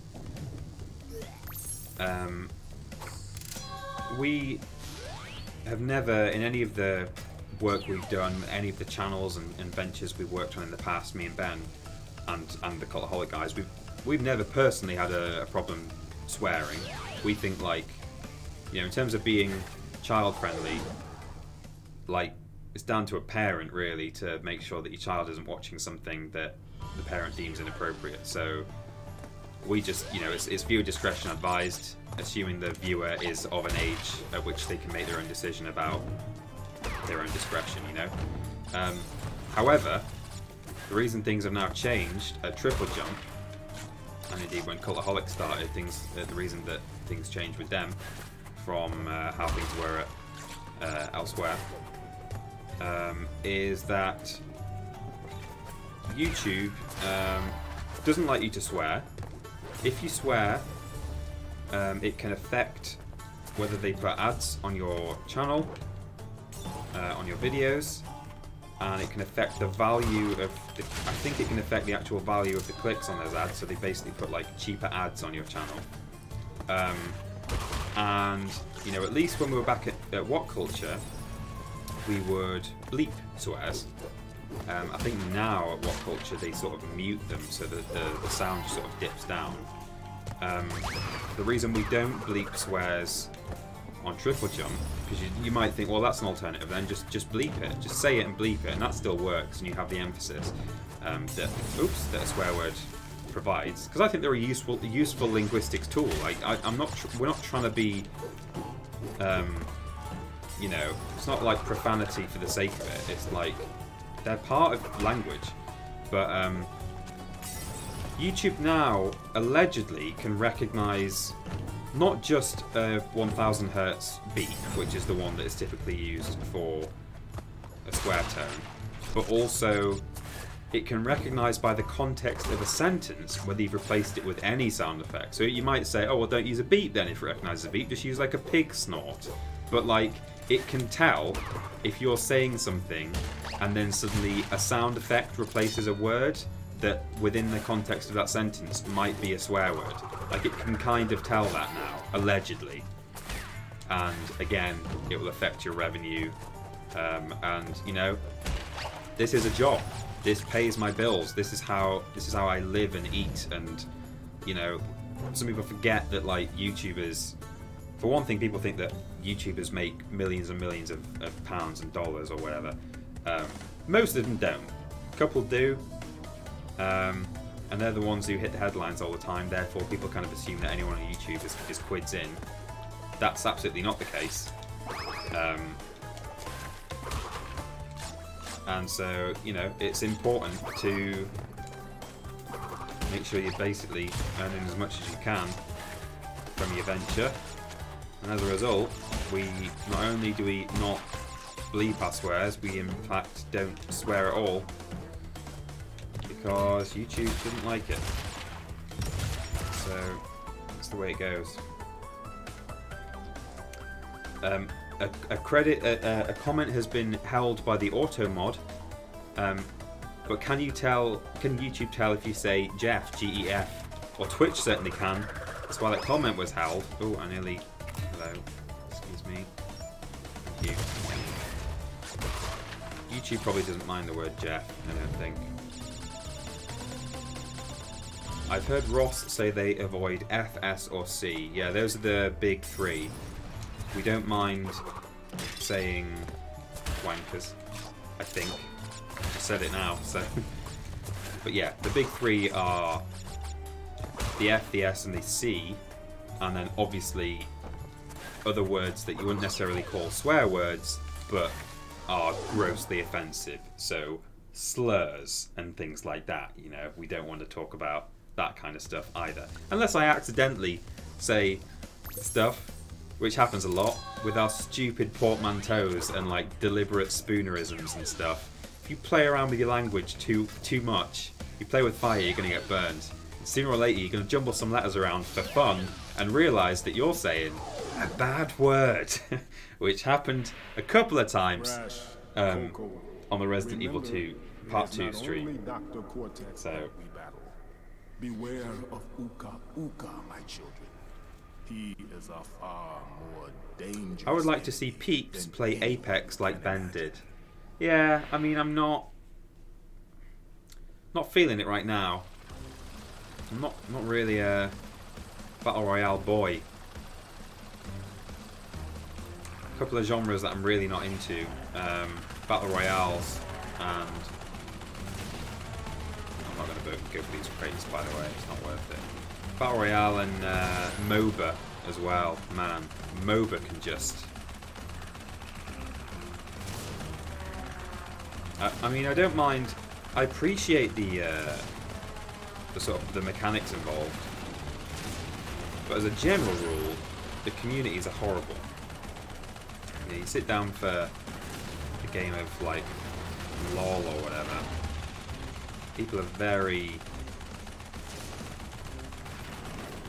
People have superiority complex, or like, you know, if you're a new player, it's just an unwelcoming environment. As a general rule, I'm sure there's probably a couple that have a lovely community, but I've played a couple in my time, and I'm a massive fan of the genre.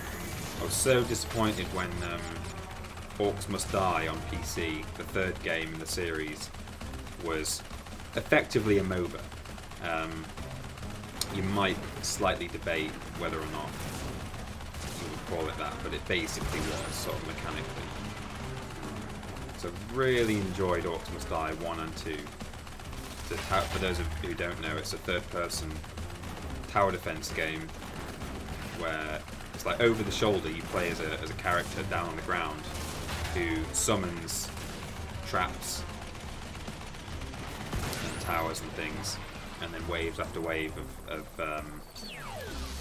orcs try and invade your base. And not only do you have your towers and your traps, but then you have a weapon as well, so you're running around. It's like what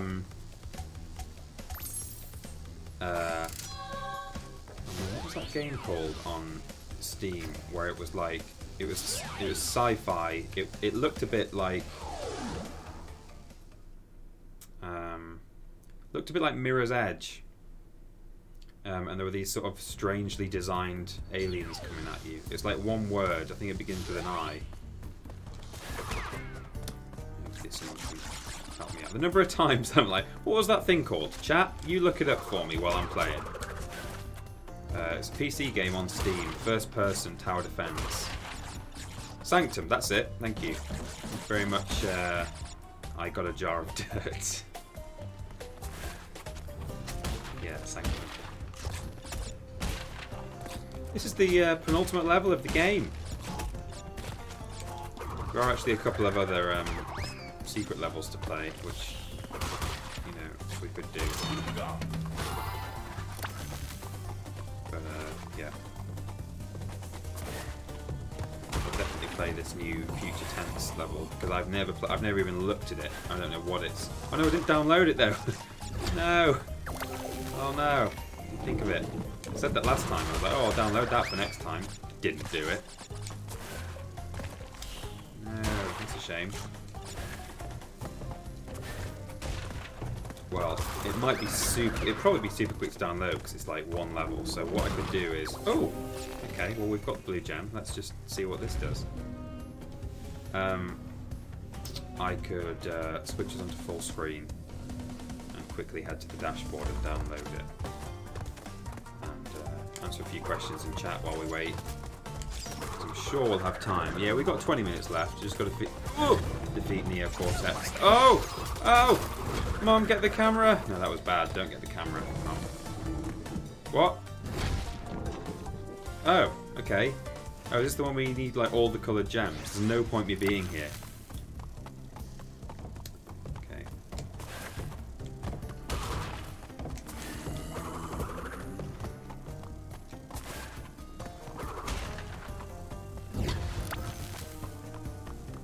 It's okay, Demica. We've sorted it. It's fine. We've got time. I'll download it on stream.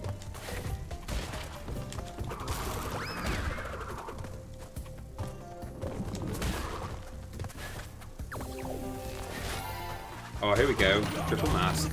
We've hardly done any triple mask in this entire, like, 3-part stream playthrough. Because I'm just constantly looking away from the screen. Making silly mistakes. There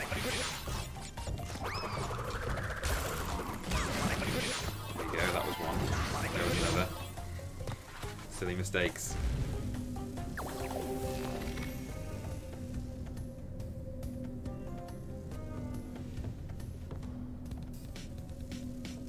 New streaming sensation, watching the progress bar. Don't worry, Rory.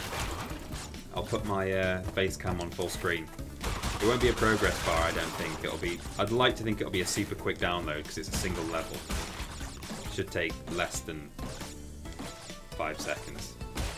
1, 2, 3, 4. No, I can't see now. Oh.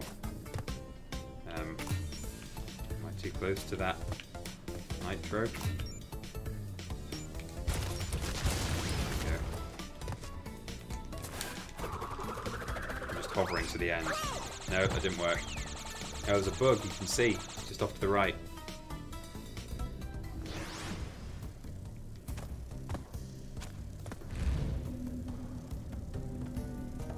Sorry, Peter, are we distracting you? Definitely.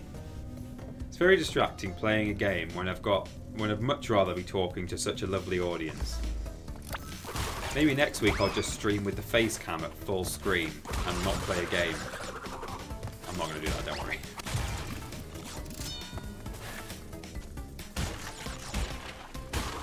Oh! Axe. No! Oh, after I did my super bounce, spinny bounce thing.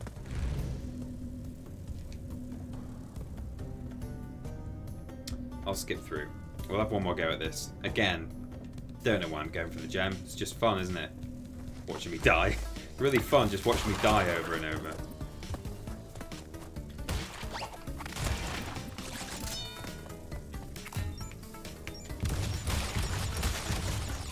Right, let's just get a look at... Okay, so you just do a double jump. A what? Sorry? Not allowed to... No. I didn't say anything. So we walk over here, and then we do a fairly long jump. Yeah, okay. I'll grab the bug and just check.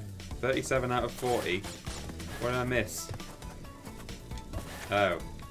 Okay. Don't leave me, bug. Don't leave me. We need you at the other end as well, so that's probably... I shouldn't have wasted you.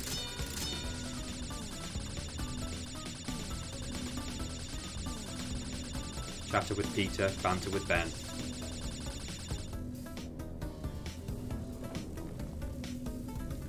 Domino's McBang with Peter Austin. I don't even know what that means.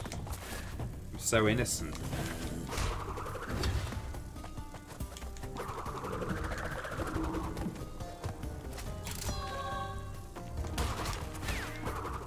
Well, you're all very nice, saying that you would actually watch that. That's lovely. I don't think I'd be able to fill the... I'd have to just talk for 2 hours straight. I mean, I know I've got a mouth on me, but, like, that's a lot. Yeah, we got the gem. It was worth it. We got it.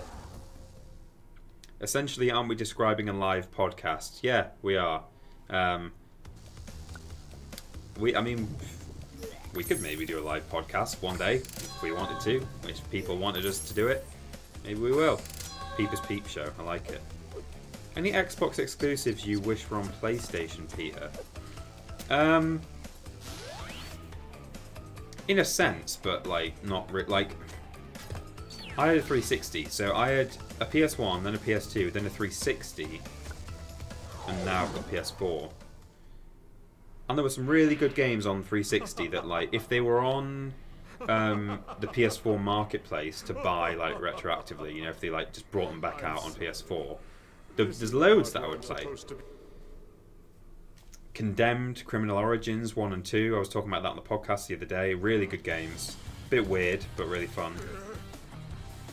Crash Bandicoot, for the last time, give the crystals to me. And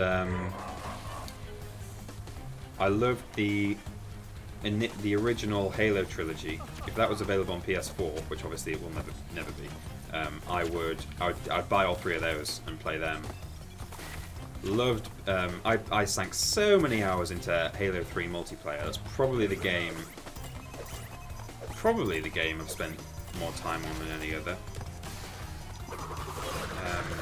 Just when you add up the multiplayer, you know, like, people might be surprised that it's not, you know, Spyro or Beyond Good and Evil, the ones that I never ever shut up about, but, like, multiplayer games, as we all know, they're the ones that you add, that the hours add up on those. So, probably Halo 3. But at the moment, like, any exclusives at the moment, I don't think anything really interests me. Like, the Ori games look kind of pretty, maybe. But then we got Trine on PlayStation. Me and Ben and my girlfriend played Trine together. It's a lot of fun. We've had some really good nights at Ben's flat, just three of us ordering really bad food, drinking really cheap, like, own brand cider from the supermarket, and playing Trine. Super fun. And Trine 4, against all odds, is coming out, despite the fact that Trine 3 did not review well. Although I quite enjoyed it. It's fine. It's fine, it's Trine. Don't worry about it. It's good. We're going to do it in one.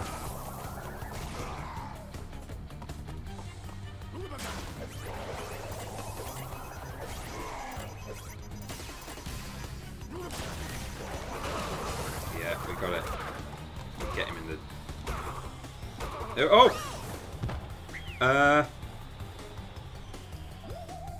F, everyone. All the Fs. Put F 3 times in the chat. We and Ben will ever do Uncharted playthroughs, only game series I've completed multiple times. I love Uncharted so much. I was a real latecomer to... As I say, I never had a PS3. And I was a latecomer to PS4 as well. And when I did get my PS4, the first thing I think the first thing I played was the Uncharted remastered trilogy thing, Drake's Collection or whatever it's called. Great, loved it. And then immediately after that, went and played Uncharted 4. One of my favourite sort of series of the past. Well, maybe, I mean, even possibly one of my all-time favourite game series, if I think about it. Like, really enjoyed it. So cinematic, love the characters. Nathan is like a really endearing protagonist. Love all the interactions with his friends and his enemies as well, like the villains. Really good. It's just like, it's a storytelling experience. It's like a narrative. It's like a cinematic thing in every sense of the word. Not just that it looks spectacular, looks like a visual spectacle, like a film, but cinematic. Like, it's basically a film. It's like a movie, but you're in control. And you know, is there anything better really? Like, it's like all of media has come together. The visual media, sound, filmmaking, and then video gaming, they all come together and culminate in something like that. I mean, I'm suddenly making it sound like the very best thing that's ever been made. I don't think it's that, but you know what I mean. It's just it's a triumph of the combined works of, you know, just shows off. It shows off like how far we've come in terms of storytelling and entertainment media and stuff, you know.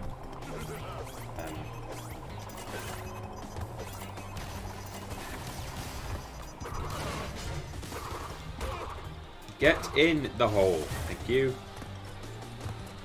Thoughts on the potential Uncharted film, says Terrier. Oh, is that?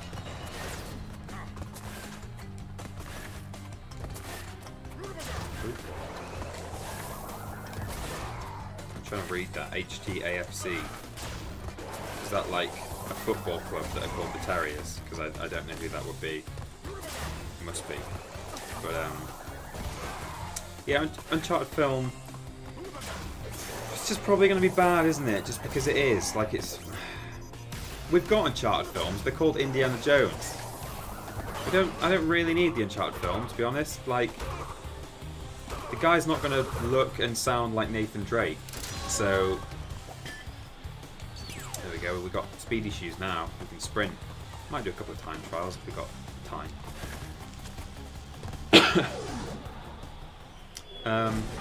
Yeah, I just feel like it's not going to be very good. Beat it again. This is not fair. Maybe I should retire to a nice big beach with a nice big drink and a woman with nice big bags of ice for my head. Lovely. It's not over, Bandicoot. Neo. There are still the Tens. We still have a chance to triumph. Terrier says, it's a football thing, Peter. We're not very good. Okay. Is it Huddersfield Town?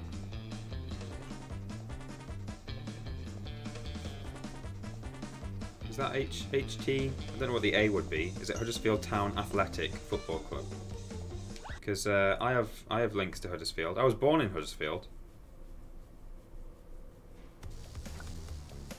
My dad supports them. Sort of. Yeah, it is. My dad supports Huddersfield. He's not really a football fan, but like, he sort of says that he does. Right, let's step on this thing. Yeah, I think if I go and press the button, it'll be like, no, you need the DLC. No.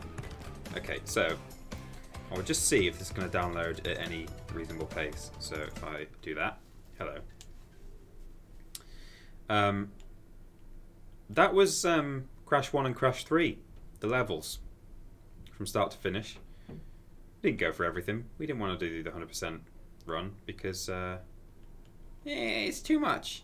It's too much to stream and do that at the same time.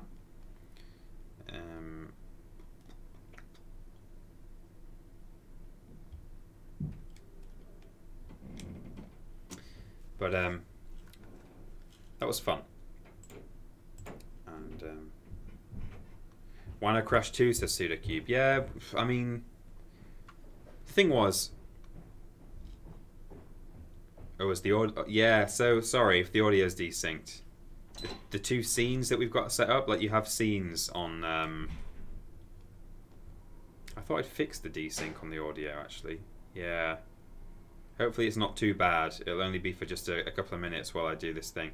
You set up different scenes when you do a stream, so you can like flip from one setup to another visually. But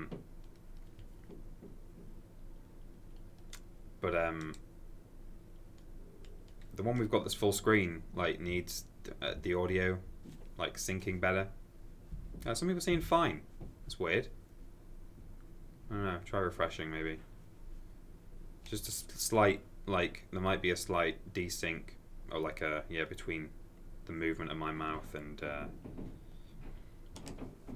just finding this level. Helps to be prepared, doesn't it? Yes, I know, God, PlayStation, I know how to type. I understand. Just teaching me how to type, because no one's ever accessed the store on this console before. Crash, future tense. That's it, free. Download. It's downloading, guys. Watching through the GameCube. Really? That's interesting.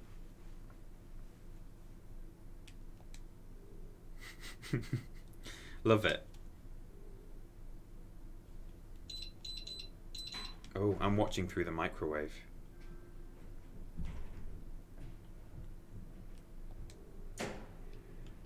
Is that installing now or not? I asked it to download it. It didn't say anything.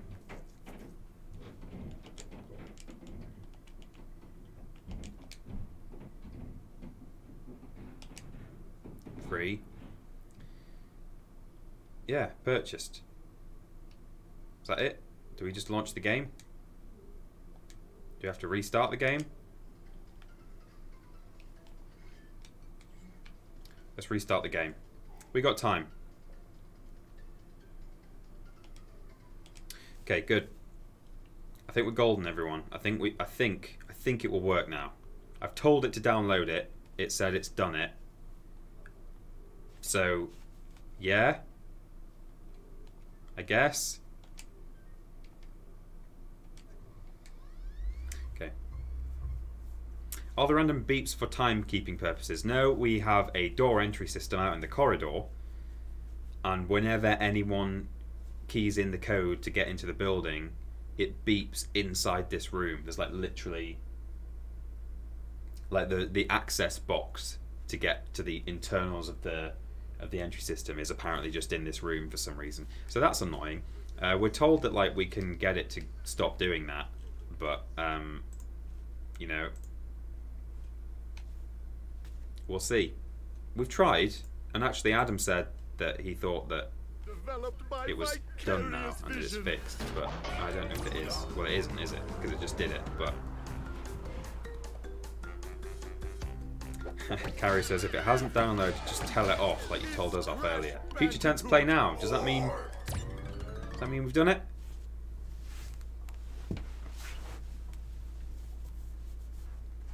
I have a question that someone in chat might be able to answer. I nearly exclusively watch TripleJump on Android TV. Barely get any ads. The ad system is different. Yeah, that's... I mean, we want people to just watch on their thing of choice. It's really nice. Do you know what? I've been like blown away by... I thought people would like begrudgingly just allow us to kind of be a little bit cheeky and say like, get us monetized, watch our ads, turn ad blocker off. Literally, like, whenever we say or do anything related to that, people literally say to us like, oh, yeah, like sometimes when I watch on console there's not an ad, like, is that bad? Like, do you want me to, if I'm watching on console, should I just like open it on my laptop so that an ad plays, so that you get, like, people saying really nice things and like offering to just do whatever they can to oh, I don't have my bazooka. Did it not autosave? Oh well, hopefully I don't need it. Oh, look at this. So this is fresh to me. I don't know what is going on. I'm lacking all the abilities I unlocked before, and I'm guessing it's because I didn't save, but I thought the game auto-saved. Anyway, never mind. Maybe it's decided which abilities you need to have for this level. How many, what does it say we've done? Oh yeah, apparently we just didn't save the game. Never mind, doesn't matter. Let's just hope that we don't need certain abilities to pass this level. Because if we do, we're screwed. They may have... I don't know. I don't know if they would have gone for that or not.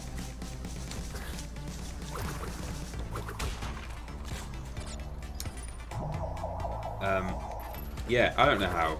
I don't know what the system is with Android, but basically different devices seem to differ slightly in how they, like, to what extent they expose you to ads. And we just say, like, you know, obviously watch on the device of your choice. Like, don't... It's really nice that people care so much about us actually being able to be monetized, and you know, people are saying like, what's the best way in terms of me watching ads? I've disabled ads just on your videos. People say, oh my lord, look at this stuff. Vicarious, you're mad. But you watch however you want to watch, and you know, there are various ways you can support us. You know, if you want to donate, you can go to bit.ly/moneypeter at the moment, apparently. Although they might have fixed the link by now, down below. You can also... Hello? How am I supposed to... Like that? Oh! You can, you know, buy stuff on our store. You can go to Patreon. And then you get something back. You know. Lots to do. We just, like, ask... Oh, that's cool. I love that. Oh, very clever. Oh, they've done a good job there. That's a really nice idea, the little reflection. Dig it. God, they damn well have done a good job. This is pretty... Some nice combinations of things here. It's difficult, but it's like really, you know, it's clever that they've... Oh! Oh! Oh! That's difficult. It is like the GameCube again, yeah.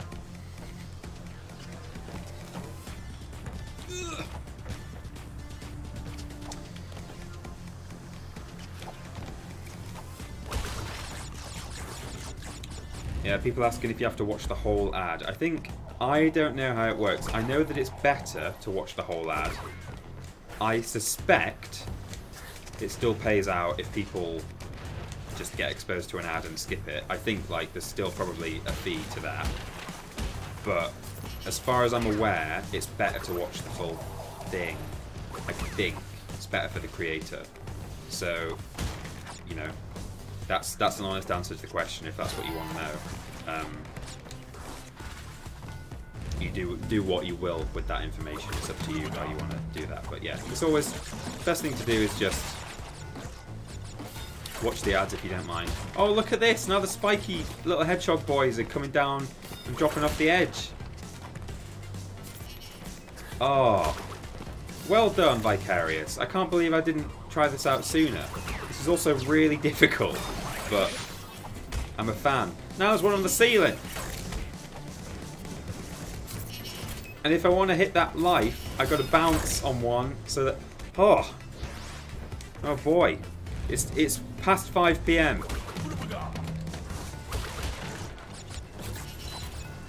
It's okay. It's worth it. No!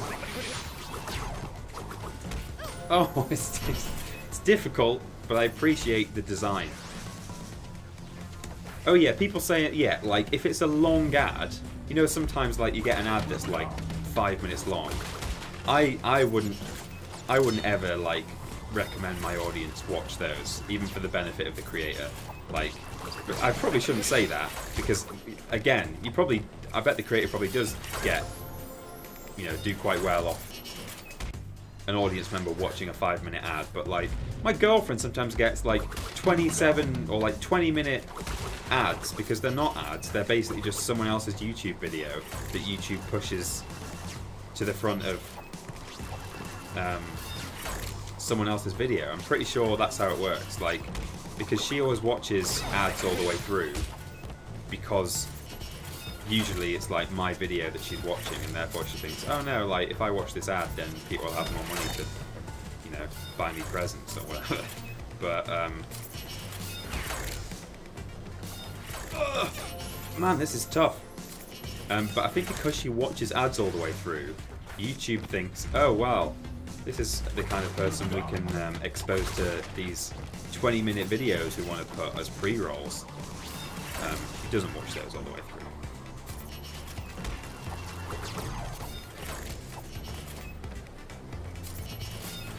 Okay, hang on. If I do that, that's going to make things a lot easier. Ah.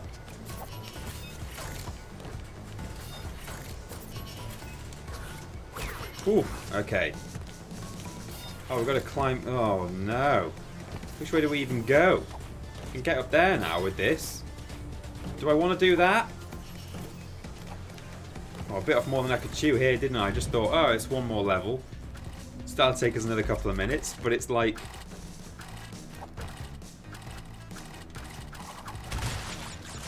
Why can't she buy you presents, you sexist pig? Well, that's actually...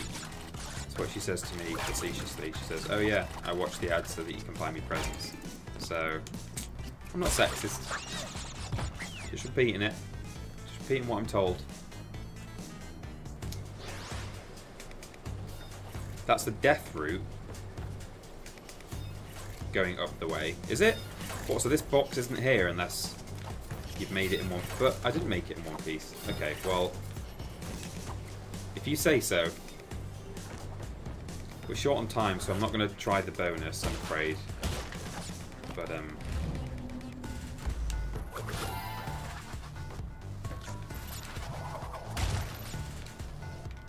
oh!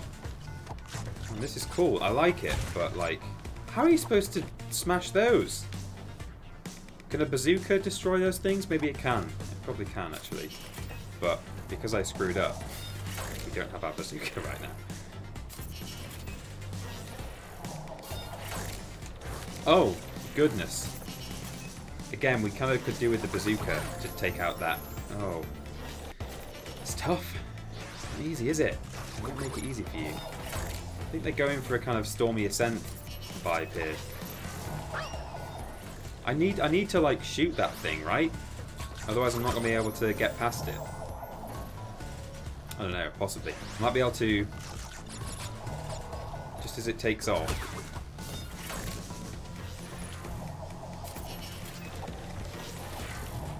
Oh, no. I'm not really sure if I have the abilities to deal with that. Like, literally the in-game abilities. Oh, nearly. That's kind of what you... I think, yeah. This is overtime. Yeah, hope you're all enjoying it. You could donate if you like. No. I'm not serious. Just be talking to...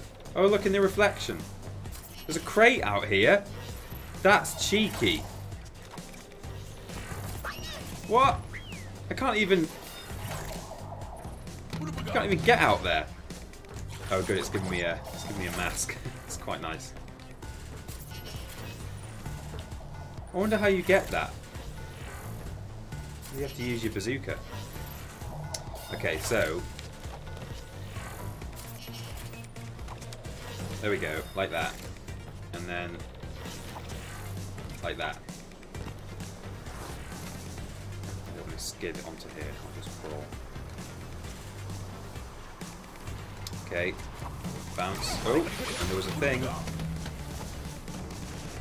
Which, if I'd not been given a mask, I wouldn't have known about, and I would have died. Which actually seems a little bit like kind of bull cruds. Oh, the platform master on the edge of the coin. Oh yeah. See, I'm sometimes good at this game. Not very often. Oh. They really... Oh, the spikes on this one.